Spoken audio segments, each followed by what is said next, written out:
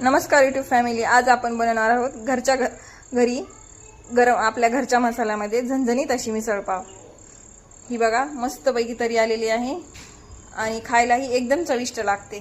त्यासोबत आपण पाव, बारीक शेव, गाठी शेव आणि पापड, दही आणि ही आपण मोड आलेली मटकी जी गरम पाण्यामध्ये हळद आणि मीठ टाकून उकळून घेतलेली आहे, शिजवलेली आहे। टोमॅटो, कांदा, लिंबू आणि हा घरचा पापड।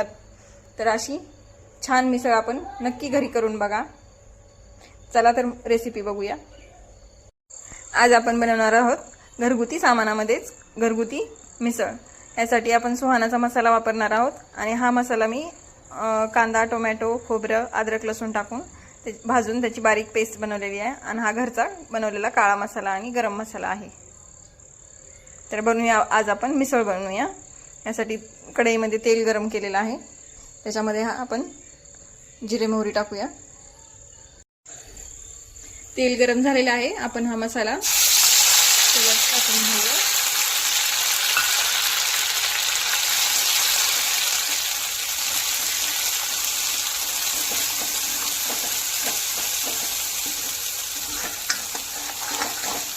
तेलात मिक्स करून घ्यायचा आहे सगळा मसाला आणि तेल सुटेपर्यंत हा मसाला भाजून घ्यायचा आहे।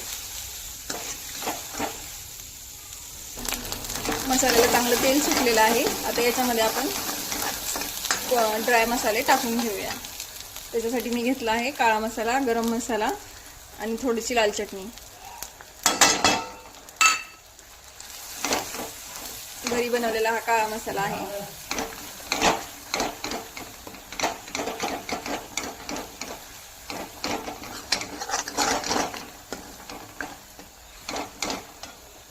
पाच मिनिटं याला चांगलं भाजून घ्यायचं आहे, जेणेकरून मसाल्याला चांगला कलर सुटेल आणि आपल्या मिसळ पावला चांगला कलर येईल।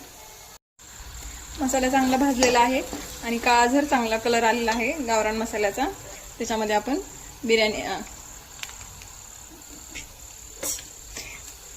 ह्याच्यामध्ये आपण मिसळचा मसाला, सुहाना मसाला टाकून घेऊ